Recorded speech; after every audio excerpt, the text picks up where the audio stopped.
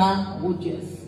Vous avez choisi comme modèle à imiter cette infirmière américaine très courageuse.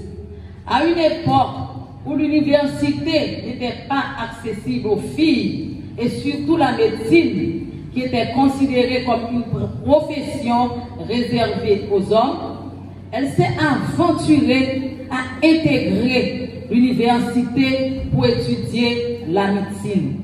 Malheureusement, elle n'a pas pu réaliser son rêve à cause des pressions subies de la part de ses professeurs et de son entourage. Mais ceci n'a pas pu briser son désir d'aider les gens à résoudre leurs problèmes de santé. Pour cela, elle résolut de devenir infirmière et reçut en 1936 son diplôme. Ce que nous pouvons retenir de sa vie professionnelle, ce sont des désirs qui a été d'aller plus loin. Donc, en 1945, elle obtint une maîtrise en sciences infirmières. En 1952, une maîtrise en santé publique.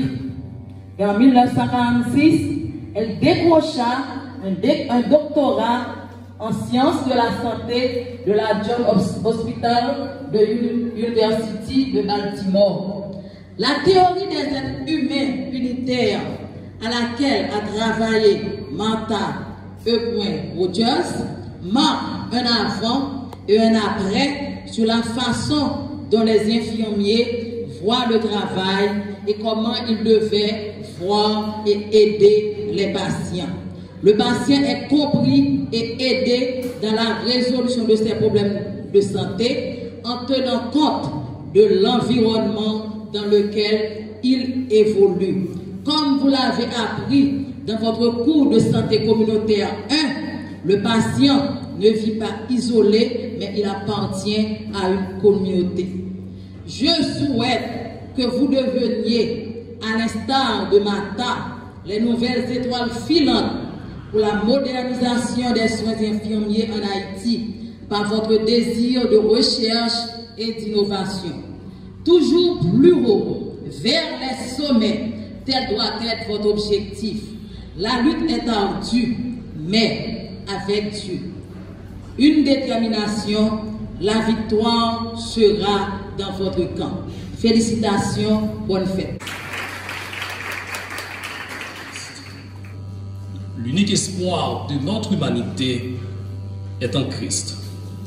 Cependant, tandis que Christ prépare pour nous, ses enfants, comme il est dit dans la Bible d'ailleurs, une place dans le ciel, il nous laisse sur la terre pour donner au moins un verre d'eau froide à l'un de ses petits, comme il l'avait dit en Matthieu 10, 42. En s'adressant à son Père en Jean 17, il lui a demandé de ne pas ôter ses disciples du monde, mais plutôt de les préserver du mal. Il dira, selon lui, au jour du jugement qui sera basé sur ce qu'on aura fait, il dira aux gens présents que certains ont rendu visite à ceux qui étaient en prison, d'autres ont soigné ceux qui étaient malades. Et c'est à ces gens-là que la récompense éternelle sera donnée. Je veux croire que cela cadre parfaitement avec la tâche de l'infirmier ou de l'infirmière. Voici comment en octobre 2016, l'Organisation mondiale de la santé avait défini le rôle des infirmiers. Aider les individus, les familles et les groupes à déterminer et réaliser leur plein potentiel physique, mental et social. Dans ce cadre, toujours selon l'OMS, l'infirmier a la compétence pour prendre les initiatives et accomplir les soins qu'il juge nécessaires. L'infirmier est donc une aide qui a reçu une formation pour servir dans l'amour, de Christ. et je crois fermement que votre joie en tant qu'infirmier, votre satisfaction en tant qu'infirmière découle de votre passion à servir. Je ne peux m'empêcher de reprendre cette déclaration que d'ailleurs j'aime répéter du fameux poète, cinéaste et artiste peintre libanais, Khalil Gibran, qui a vécu entre la fin du 19e et le début du 20e siècle. Il a dit: j'ai dormi et j'ai rêvé que la vie n'est que joie. Je me suis réveillé et j'ai vu que la vie est service. J'ai rendu service et j'ai vu que le service est la joie. Fin de citation. La joie est donc dans le service. Et pour un infirmier ou une infirmière, c'est dans le service, au chevet de celui qui souffre, au chevet du monde. Pour vous parler de ma compréhension de la vocation d'infirmier, d'infirmière, de soignant, de soignante, c'est le vaste palais de la mémoire, de ma mémoire, que j'ai dû fouiller pour restituer un événement qui a marqué mon enfance. Lors d'une visite à Thomasig dans le plateau central, où mon père desservait l'église locale, j'avais alors à l'époque 5 ans, je me suis fait mal en marchant sur une pointe d'arbustes sauvages piquants, ce que nous appelons ici piquants poinants, qui sont très sauvages dans le plateau central. J'avais caché l'affaire à mes parents, comme le ferait tout garçon de mon âge. Et j'avais même oublié l'incident. Sauf que de retour à Port-au-Prince, près de 3 mois plus tard, j'ai commencé à sentir de fortes douleurs au pied gauche. Après une visite chez le médecin, on a compris que j'avais eu une grande infection. Il était même question à un certain moment de penser, de songer à couper le pied, tant la situation était devenue terrible. Heureusement qu'on a plutôt, après certains traitements, opté pour une deuxième possibilité, c'est celle d'avoir une intervention chirurgicale. C'est cette intervention que j'aimerais évoquer ce matin. Le jour de cette intervention, j'étais accompagné de mon père qui, pour la circonstance, m'a servi d'infirmier. Je ne sais pas encore pourquoi, mais on a choisi d'administrer une anesthésie locale. Donc, je regardais l'opération qui se tenait. Et je ne vais pas vous dire combien c'était affreux de voir ces instruments entrer dans mon pied gauche. Mais ce qui a retenu mon attention, c'est que pendant tout le temps, mon père, qui servait d'infirmier pour la circonstance, était à mes côtés, essuyant mon front, s'affairant à s'assurer que tout allait bien. Et je voyais dans ce premier temps l'inquiétude sur son visage, mais finalement, j'ai vu qu'il pleurait parce que moi je pleurais amèrement. Dans une sorte de tournure de l'esprit, je ne peux pas vous expliquer pourquoi, mais vous savez autant que moi pourquoi. C'est qu'en ce moment d'angoisse et de grande douleur, j'ai senti le fait pour mon père de pleurer. J'ai senti que ma douleur s'était apaisée et que je pouvais passer l'épreuve en pied. Vous allez rencontrer futurs récipiendaires, vous allez accueillir des gens dans l'un des moments les plus sensibles de leur existence, dans le moment où ils sont vulnérables.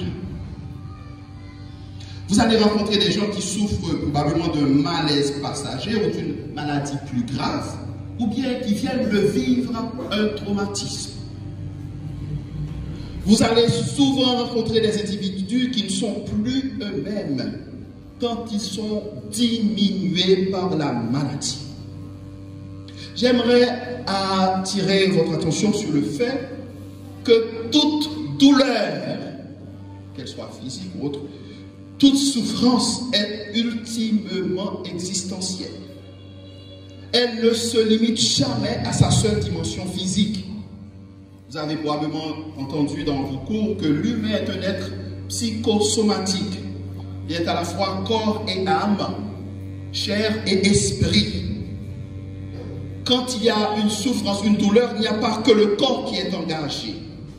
La douleur, la maladie ou un cas chronique entraîne une souffrance psychique qui va amener le patient jusqu'à questionner le sens de l'existence, jusqu'à se demander pourquoi il ou elle vit. Même si la douleur touche un fragment du corps, elle diffuse au-delà, elle éprègne les gestes, traverse les pensées. Pour reprendre David le Breton, la douleur contamine la totalité du rapport au monde. L'homme souffre dans toute l'épaisseur de son être.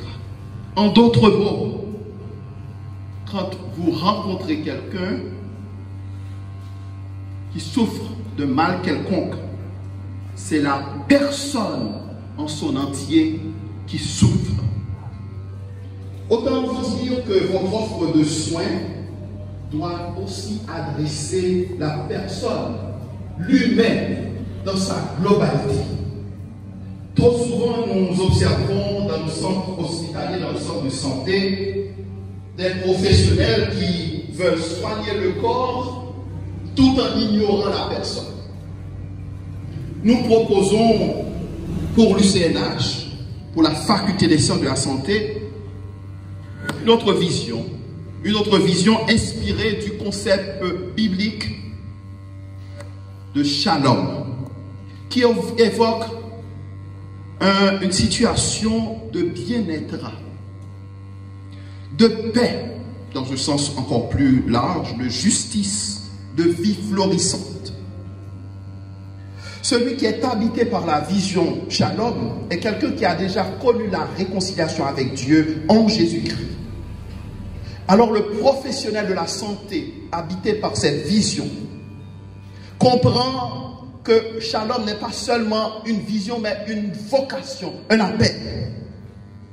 La vocation d'infirmière ou d'infirmière n'est pas un appel abstrait à exercer une profession quelconque, mais à toucher le monde dans ses blessures, à penser les blessures littéralement, mais à penser les blessures au sens figuré. Vous serez dans des cas, selon que vous aurez embrassé et épousé cette vision, vous serez, nous l'espérons, dans des cas difficiles, la main de Dieu, le visage de Dieu, la bouche de Dieu qui apaise, le cœur de Dieu qui sera compatissant. J'espère et prie dans mon cœur pour vous que vous pourrez convoquer tout ce qu'il y a d'extraordinaire en vous.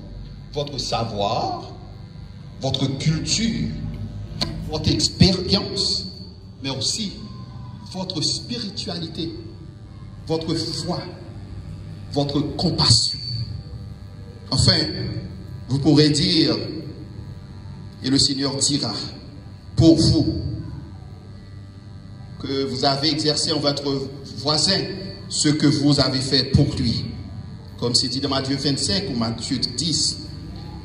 J'ai eu faim et vous m'avez donné à boire.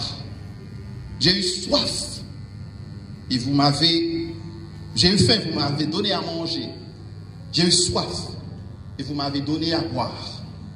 J'étais étranger et vous m'avez recueilli. J'étais nu et vous m'avez vêtu. J'étais malade, le texte dit, et vous m'avez visité. Et dans ce cas, nous dirons, j'étais malade et vous avez pris soin de moi.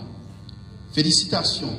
Que le Seigneur vous bénisse et que le Seigneur vous accorde à être animé par cette grande vision pour que vous soyez dans l'exercice de votre métier des infirmiers, des infirmières, selon le cœur de Dieu. Merci.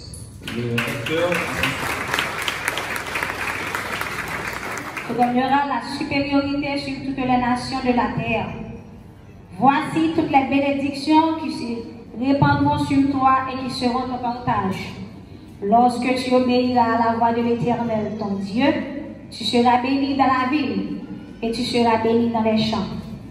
Le fruit de tes entrailles, le fruit de ton sol, le fruit de tes troupeaux, les portées de ton gros et de ton menu bétail, toutes ces choses seront bénies. Ta corbeille et ta ruche seront bénies.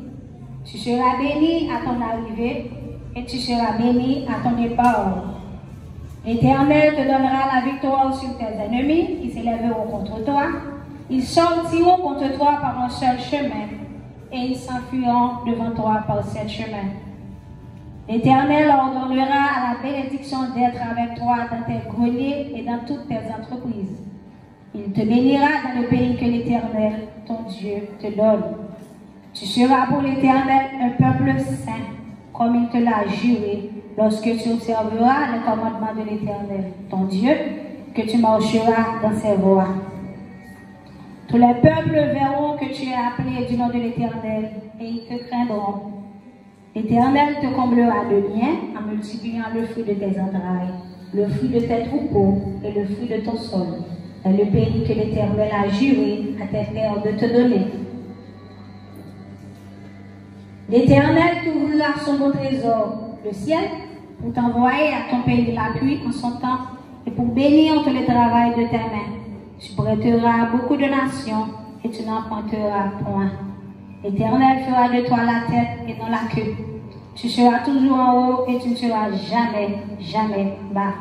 Lorsque tu obéiras au commandement de l'Éternel, ton Dieu, que je te prescris aujourd'hui, lorsque tu les observeras et les mettras en pratique. Parole du Seigneur. Mesdames, Messieurs les célébrants, distingués invités, chers parents, remarquables étudiants et étudiantes de la faculté des sciences de la santé, chers récipiendaires, Mesdames, Messieurs, il m'est cher l'honneur d'introduire au microphone pour la prédication du jour une grande personnalité qui s'inscrit dans mon patrimoine affectif. Il s'agit du révérend Robert Toby, un professeur de grand calibre. Il s'est mis depuis de nombreuses années au service de la jeunesse haïtienne. Pasteur Toby fait figure d'un excellent berger à l'église baptiste de l'Impé, formé au droit. Il est commissaire près de la cour d'appel du Cap-Haïtien. Si je devrais présenter de façon intégrale le pasteur Toby, ça m'aurait pris toute la journée. Et je vous fais grâce de ses nombreuses qualités d'homme formé à la parole de Dieu. Je veux vous faire remarquer qu'en dépit de ses grandes qualités, il reste très humble et se met au service de tous. Il est le pont entre les générations, comme je me plais à l'appeler. Pasteur Toby est prêt à vous communiquer la parole de Dieu et je vous demande, mesdames, messieurs, de l'accueillir par un chaud applaudissement. Permettez-moi de féliciter Miss Elsie Toussaint Toby, mon épouse adorée. L'une des infirmières modèles que je connais, vu que je la coudoie à chaque instant de ma vie. Moi, je dis toujours que si Dieu me demande de faire un autre mariage, je vais choisir la même femme.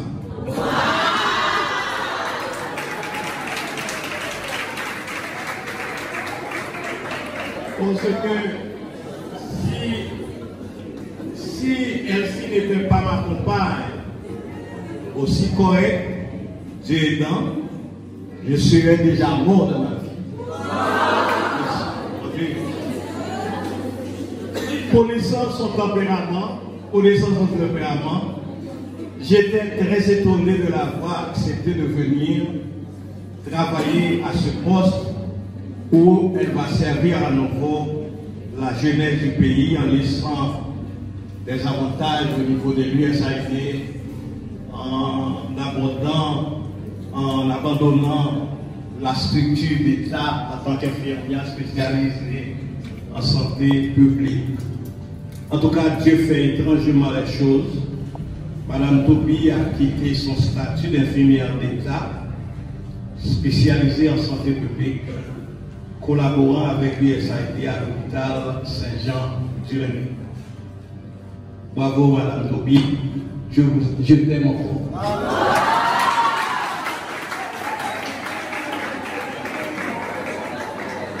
Distingué récipiendaire de la promotion Martha Elisabeth Roger, je vous félicite d'avoir choisi de marcher sur les traces de Martha Elisabeth Rogers. Il s'agit, comme on l'a déjà souligné ici, d'une icône. Donc, les divers intervenants l'ont signalé.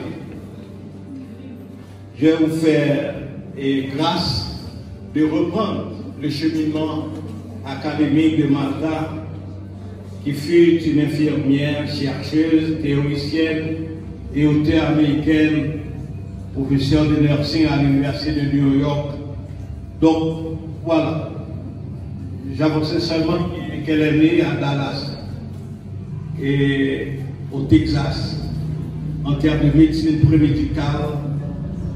Donc, on a déjà tout dit ça. Ce qui nous intéresse, c'est l'évangile. Et je ne parlerai pas beaucoup, soyez rassurés. L'espace est plus ou moins très bien, mais la chaleur quand même commence à venir. Je vais vous faire grâce d'un texte tout long. Laissez-moi, suite à la lecture de l'étudiante d'Arista, laissez-moi répondre pour vous à l'occasion de cette prise de coiffe. Et je veux me référer au Deutéronome chapitre 28, au verset 12. Où là, ce texte nous donne la garantie que l'Éternel va nous offrir son bon trésor. Il enverra la pluie. Alors, la pluie, c'est le symbole de rafraîchissement. Et les richesses de Dieu, comme l'intelligence, la foi et la réussite professionnelle. De ça, nous tournons au niveau de Deutéronome. Et le but de ce livre, c'est préparer le peuple à recevoir les bénédictions de Dieu. C'est un rappel de la loi. Il y avait la traversée du Jourdain. C'est un long discours où Moïse expose les modes de vie de la population. C'est un livre de droit, l'obéissance à Dieu, le travail, le succès. Donc, je suis venu ce matin à l'occasion de cet événement que vous n'oubliez pas facilement dans votre vie en tant qu'infirmier ou infirmière. Je vois que les femmes tiennent ici le boulot et malheureusement, même s'il y a 50 filles dans une assemblée, qui est un homme, on va dire monsieur dame. Donc, c'est normal, je salue le seul garçon, je lui demande de bien vouloir s'il vous plaît. Voici le seul garçon de la profession.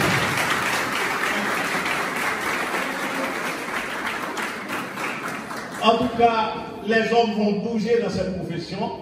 Très bientôt, on aura une pléiade de garçons au niveau des promotions. Asseyez-vous, merci bien. Je suis venu ce matin vous présenter les lois du succès dans la vie.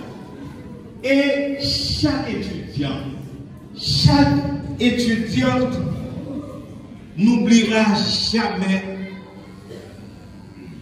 ce sujet, les lois du succès dans la vie professionnelle.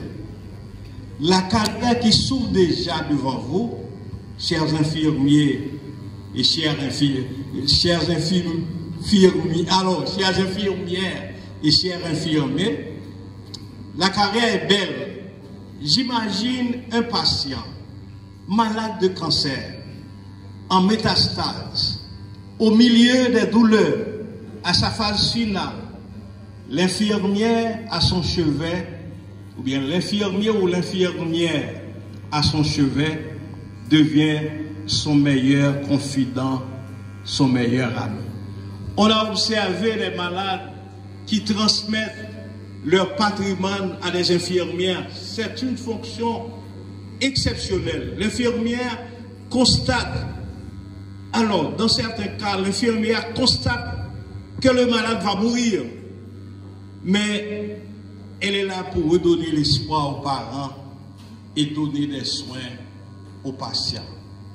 C'est une belle fonction, c'est une belle carrière. Pour moi, vous devez questionner votre vocation jusqu'à ce matin. Est-ce que votre tempérament vous habilite à embrasser ce métier qui a ses charmes, mais aussi ses déboires, ses difficultés? Il n'est pas trop tard pour vous de renoncer à cette coiffe. Il y a des possibilités, ou aller faire commerce pépé, ou aller c'est domaine, ou aller tout partout faire gros corbeau riche. Il y a des possibilités comme ça. Il faut questionner votre vocation.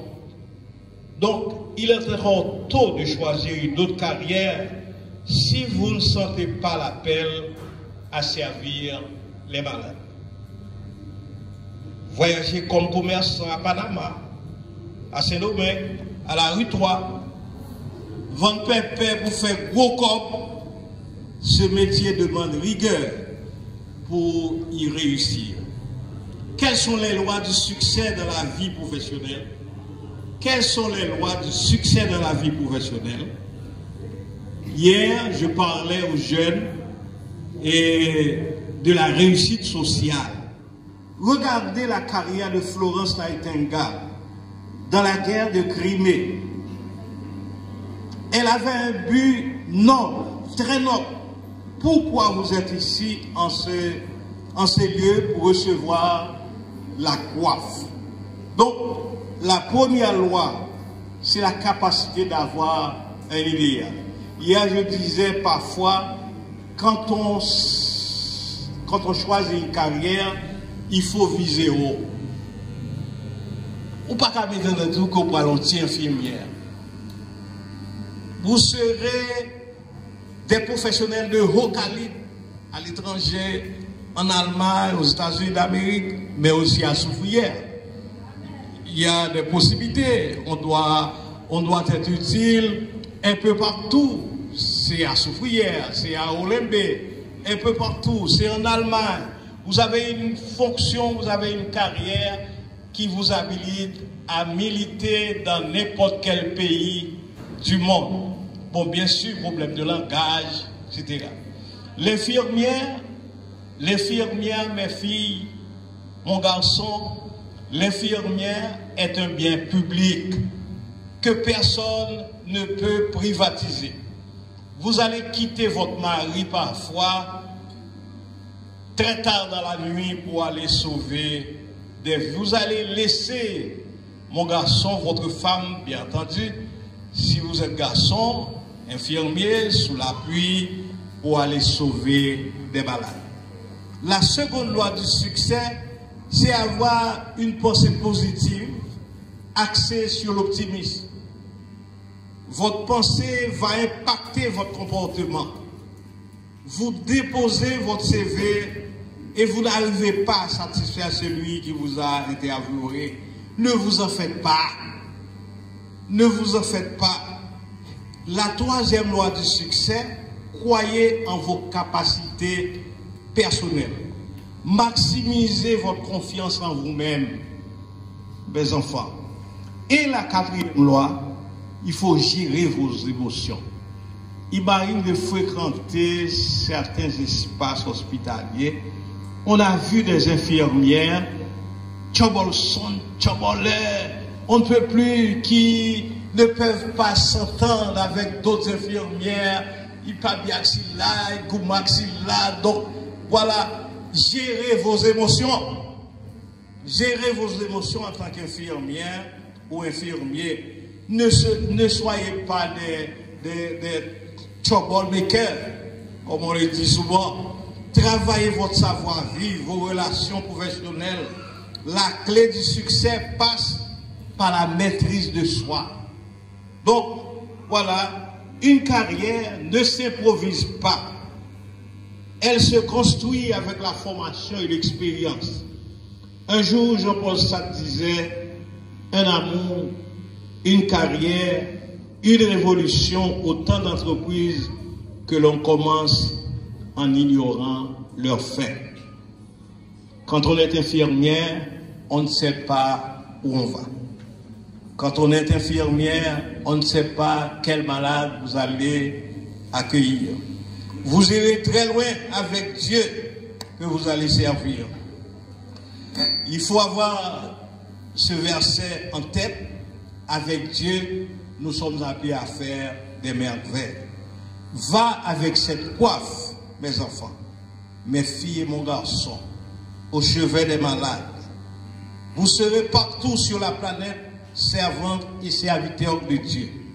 Soyez des professionnels aguerris en termes de nursing. Influencez le système sanitaire en Haïti. Montrez-vous différents des infirmières et des infirmiers de l'aristocratie desséchante qui considèrent la couleur des malades, la famille des malades, les origines sociales des malades. Non, vous avez la responsabilité de soigner tout le monde. En tout cas, le succès a ses lois. C'est ce que je veux vous dire ce midi. Votre objectif dans la vie, votre objectif dans la vie, l'esprit positif, confiance en vous-même, vos émotions à gérer, avoir Dieu au commencement de toute démarche. Que le Seigneur vous bénisse.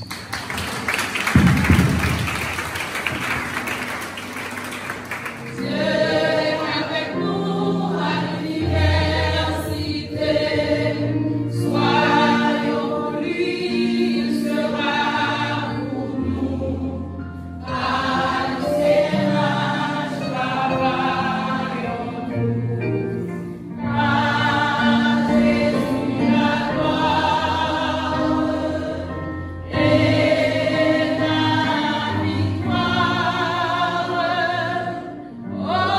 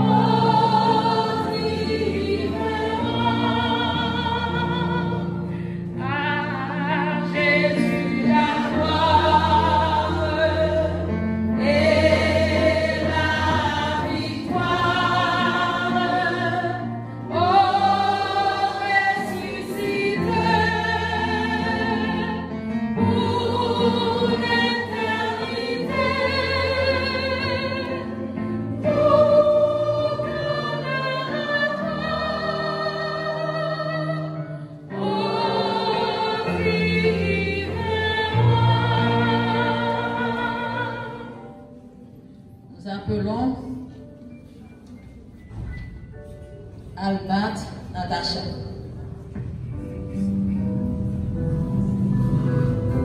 Blaise Stéphane.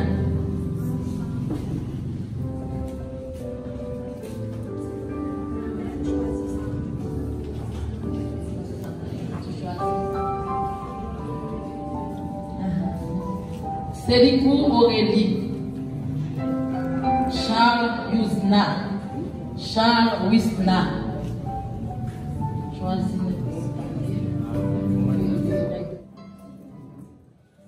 Deville Loti Jean-Baptiste. Non, tu passes ici.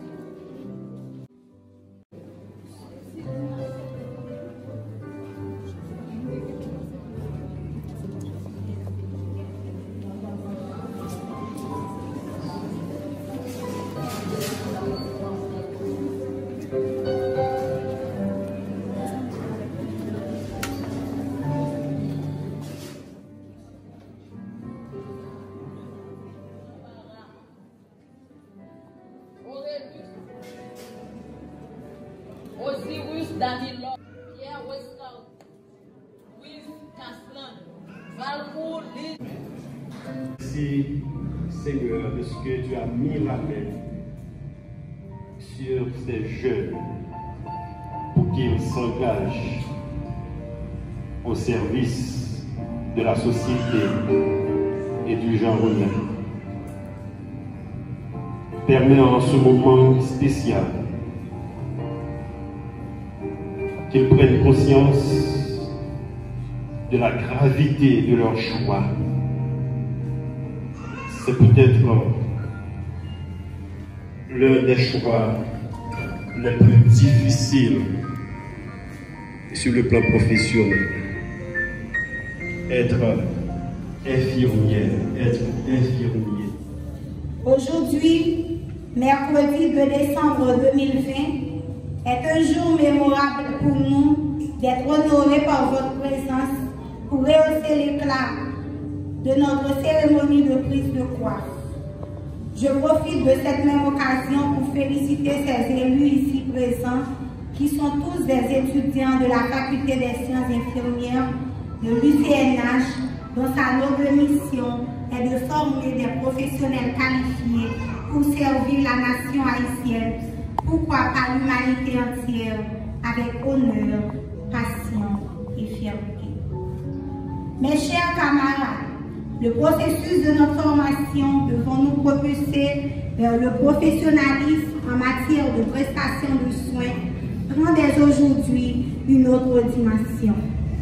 Nous venons de franchir une étape importante dans le parcours de notre formation en sciences infirmières. Mais tout n'est pas fini. La lutte n'a qu'à son début. La route qui nous reste est encore longue et difficile. Pour paraphraser Patrick Leroux, mettons-nous encore au travail, car l'avenir appartient à ceux qui osent. N'oublie pas, chers amis, que notre assiduité à l'étude est la meilleure récompense. Appliquons notre esprit à l'amour de la recherche personnelle, à l'instar de Martha Rogers, notre modèle.